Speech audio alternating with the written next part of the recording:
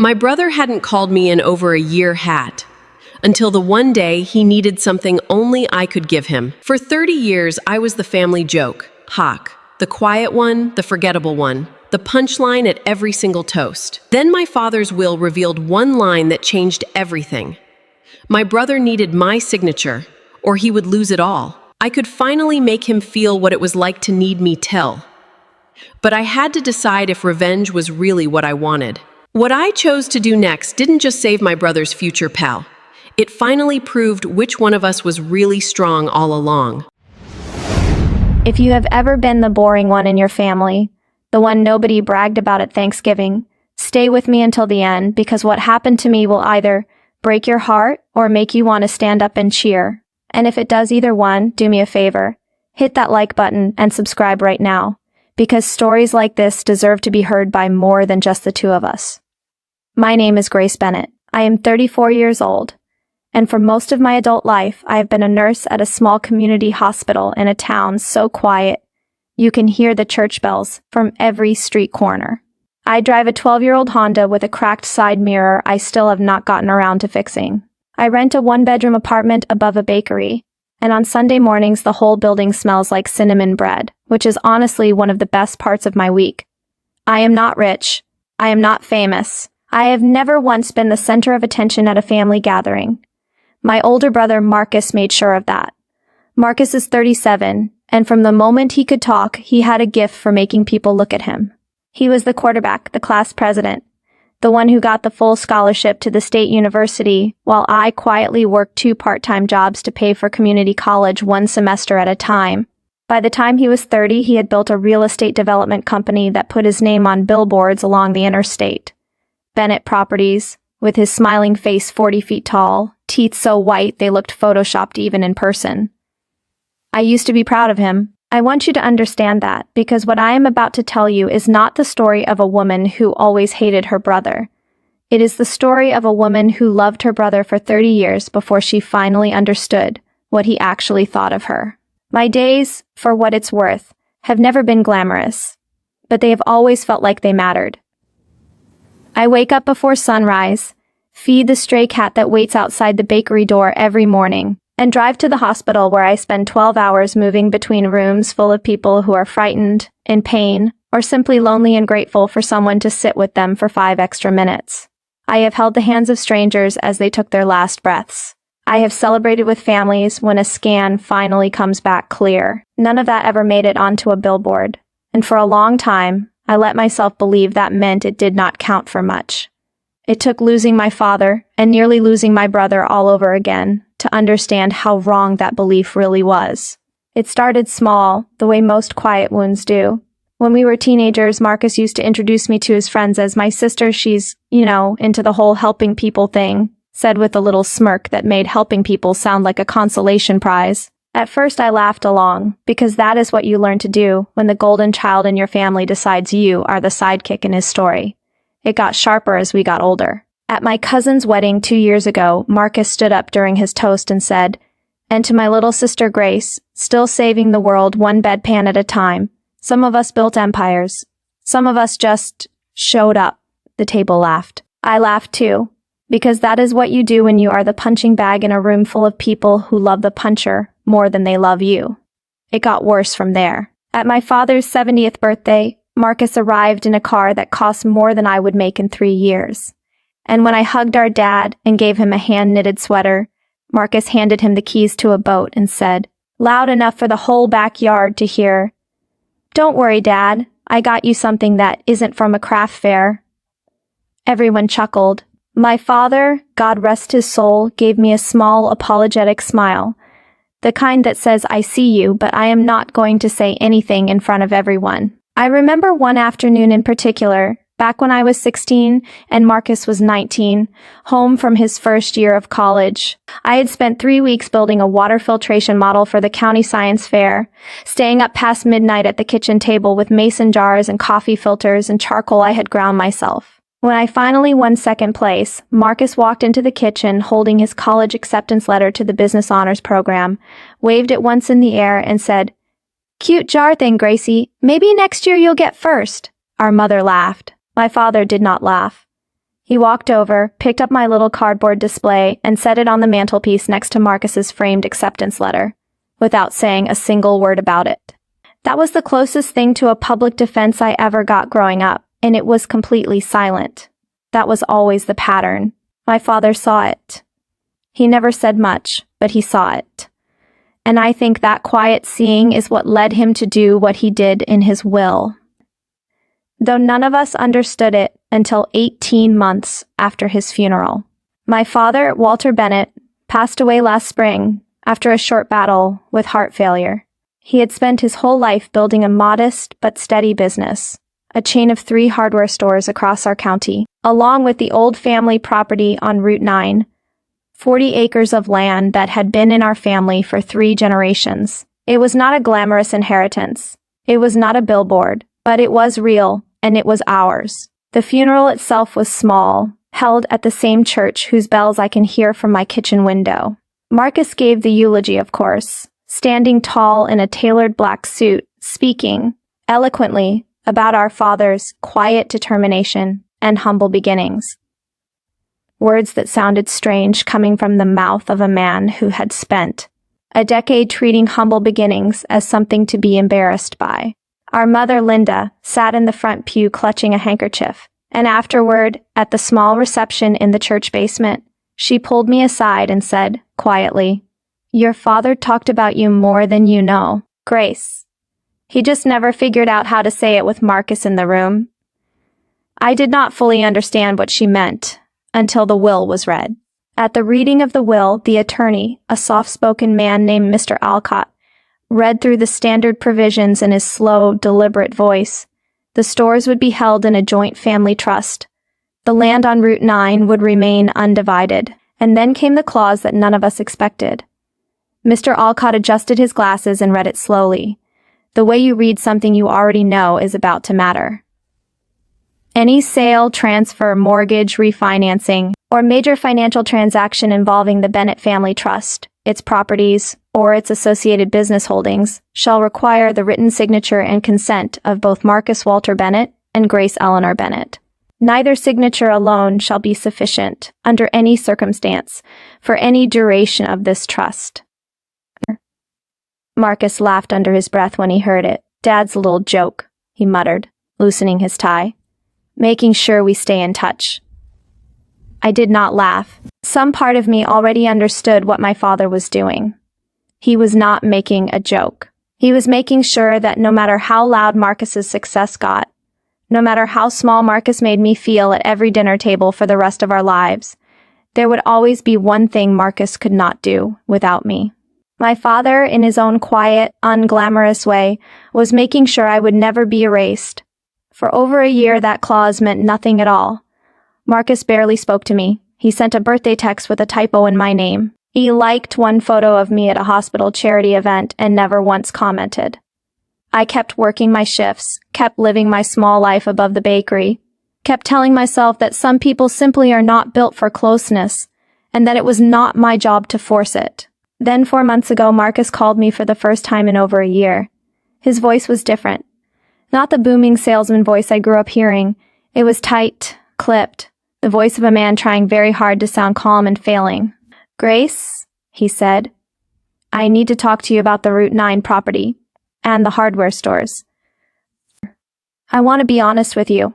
My heart started pounding, not because I was excited, but because some old, tired part of me still hoped this call meant he wanted to reconnect. That hope lasted about 90 seconds, until he got to the real reason for calling. Bennett Properties, it turned out, was not the empire the billboards suggested. Marcus had leveraged nearly everything into a luxury condominium project 2 counties over, convinced it would be his crowning achievement, the thing that would finally silence every doubt anyone had ever had about him. Then the market shifted under him. Costs on the project ballooned by nearly 40% within a single year. 2 of his major investors pulled out after a permitting scandal that made the local news.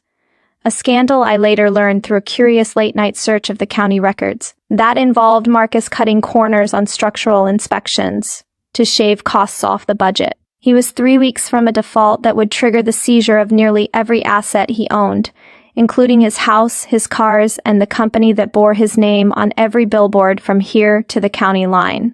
The only thing standing between Marcus and total collapse was the equity in our father's land and the hardware store chain. If he could mortgage those assets, he could cover the gap and save the project. But he could not do it alone. He needed my signature. I sat there on my worn-out couch, phone pressed to my ear, and for a moment I did not say anything at all. 30 years of being the punchline. 30 years of hand-me-down attention. And now the empire builder, the golden child, needed the little sister who just showed up to sign a piece of paper. I will admit something to you, because this story only means something if I am honest about all of it. In that moment, a part of me wanted to make him suffer. I wanted to say no immediately and let him lose everything and stand there and watch the billboards come down one by one, letter by letter. I thought about every joke at every dinner table. I thought about my father's small, apologetic smile. I thought, he deserves to feel what it's like to lose something he built his whole identity around. But I did not say yes or no that night. I told him I needed time to think, and I hung up the phone before he could talk me out of my own silence. I called my closest friend from nursing school, Priya, who had spent 2 years working nights alongside me and knew the whole history of Marcus's toasts and jokes better than anyone outside my family. She listened for a long time without interrupting. And then she said something I have not forgotten since. "Grace, you don't owe him comfort, but you're the kind of person who needs to know the truth before you make a decision, so go find it before you decide anything." That single sentence sent me down a rabbit hole of curiosity I did not expect. Over the following days, on my breaks between patients, I quietly searched county permitting records, local business filings, and old newspaper archives about Bennett properties. What I found was not the picture of effortless success Marcus had spent a decade curating. I found lawsuits from subcontractors over unpaid invoices. I found a permitting inspector's name that kept appearing next to Marcus's project, always approving work suspiciously fast. The empire on the billboards, it turned out, had been quietly cracking for over a year before he ever picked up the phone to call me. What happened over the following 2 weeks is the part of this story I still find hardest to talk about, because it is the part where I learned my brother was not just careless. He was, for a brief and desperate stretch, willing to cross a line I never expected. Marcus called 7 times. He texted long paragraphs that swung between charm and desperation. "Grace, you know I've always respected you. Grace, this isn't just about me. There are 40 employees who will lose their jobs. Grace, please, I'm begging you." I did not answer most of them. Then, on a Tuesday afternoon after a double shift, I got a call from Mr. Alcott's office. His paralegal, a careful woman named Denise, told me something that made my stomach drop.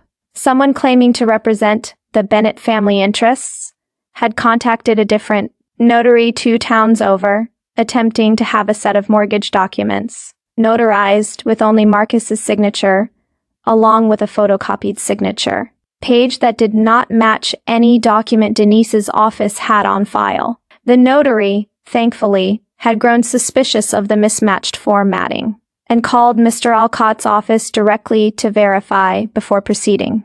I confronted Marcus about it that same evening, standing in the parking lot of his half-empty office building, my hands shaking with an anger I had not let myself feel in 30 years.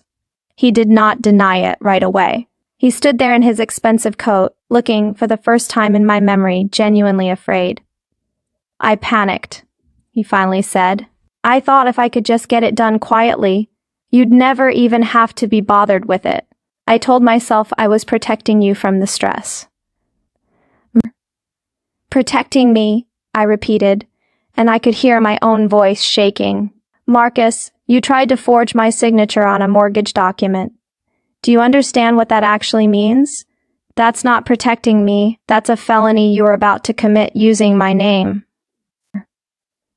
I know how it sounds. It doesn't just sound like anything, Marcus. It is what it is. I told him that was the most insulting sentence he had ever said to me, and in 34 years he had said plenty. He was not protecting me. He was trying to erase the one piece of leverage our father had ever given me, the one clause that finally made him need me instead of mock me. For a long moment neither of us said anything. and the only sound in that parking lot was the hum of the streetlight overhead flickering on as the sky went dark. "You're right," he finally said, so quietly I almost missed it. "I don't have a defense. I've never had to actually need you before, and I didn't know how." That betrayal could have ended everything right there. Honestly, for about 3 days, I thought it had.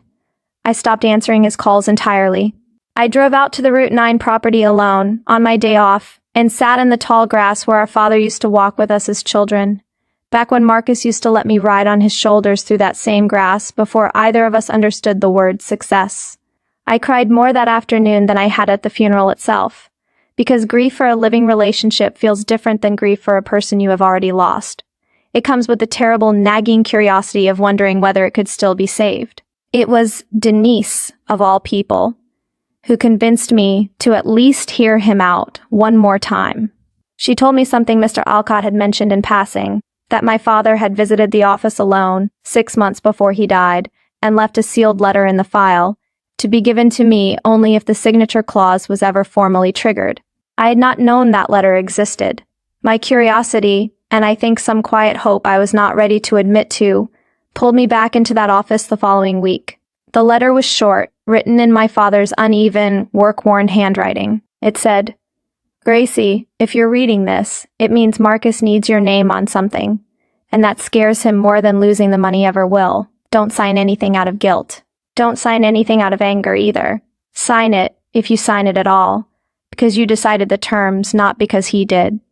You were always the stronger one. I just never said it loud enough for him to hear it too. Love, Dad." I read that letter 4 times before I could stand up from the chair. Denise quietly closed the office door and let me sit with it for as long as I needed, and I remember thinking, in that strange, suspended moment, that my father had somehow managed to have the last word in an argument he never lived to see, simply by trusting that I would eventually be curious enough, and hurt enough, and strong enough to come looking for it. It was such a small piece of paper to carry so much weight, and yet it steadied something in me that 30 years of family dinners never had. I agreed to meet Marcus one more time, on my own terms, at the Route 9 property itself, in the open field, with no lawyers and no phones between us. He arrived in a car that looked smaller and older than the ones he used to drive, and I noticed for the first time in years that Marcus looked genuinely tired.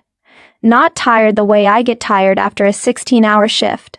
Tired in his eyes, the kind of tired that comes from realizing the mask you built your whole life around is finally cracking in front of the one person who watched you build it. "I know what you're thinking," he said before I could speak. "You're thinking I don't deserve your help, especially after what I tried to do. And maybe you're right." He looked out at the field, the same field from our childhood. "I used to make fun of you because it was easy, Grace. Because you never fought back, and it made me feel like I was still ahead of somebody. And when I got desperate, I did something worse than mock you. I tried to write you out entirely. The same way I always wished the world would just quietly write you out of the spotlight so there was more room for me in it. That's a horrible thing to admit, but it's true. I was scared that if I stopped being the guy everyone was impressed by, I wouldn't be anything at all. I did not expect that. I had prepared myself for excuses, for charm, even for anger if I said no. I had not prepared myself for something that sounded, for the first time in 30 years, like the whole, unflattering truth. I told him I would help him, but not for free and not without conditions, because forgiveness and enabling are 2 very different things, and my father's clause, along with his letter, had finally given me the leverage and the permission to make sure those 2 things stayed separate. I told him I would sign the papers to save the hardware stores and cover the immediate default, protecting the 40 jobs he kept mentioning every time he needed something from me.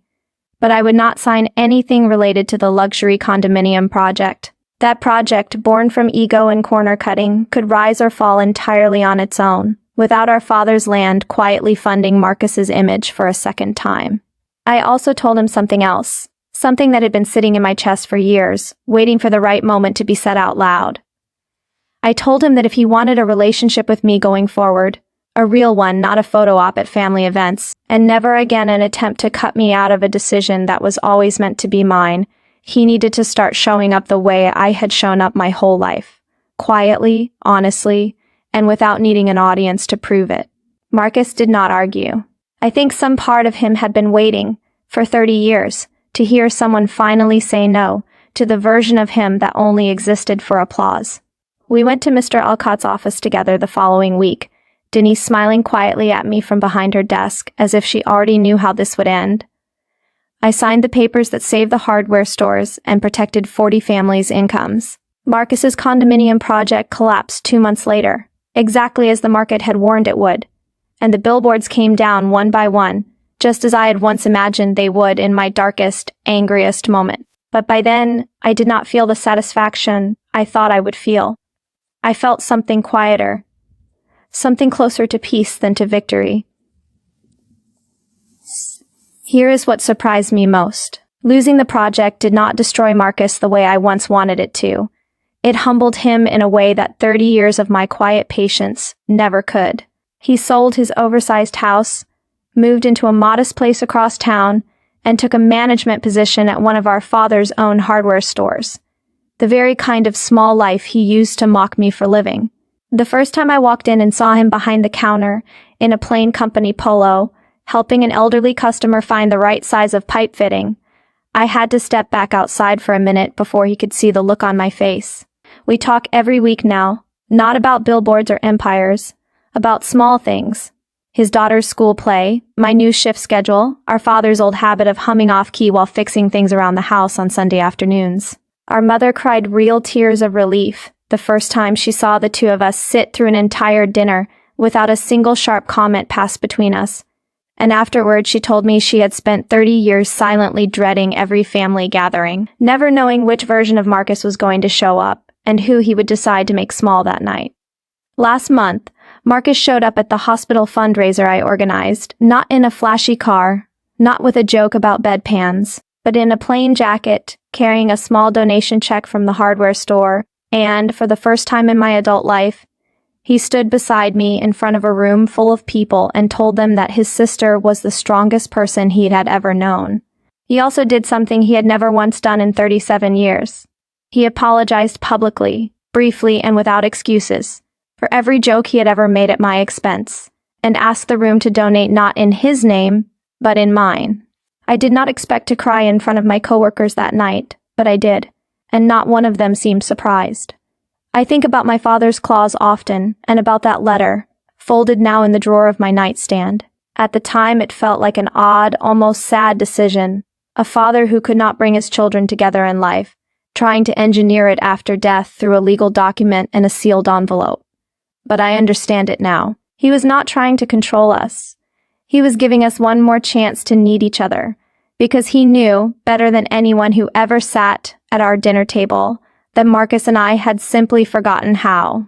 Sometimes I drive out to the Route 9 property alone, even now, and I stand in that same field where my father used to walk with two small children who had no idea yet what success or failure or forgiveness would eventually cost them. I think about how close I came to letting anger make the decision for me, and how differently this story would have ended if I had signed nothing at all, or if I had let a forged signature slide by unnoticed simply because I had stopped paying attention to my own name. Neither silence nor rage would have gotten me here.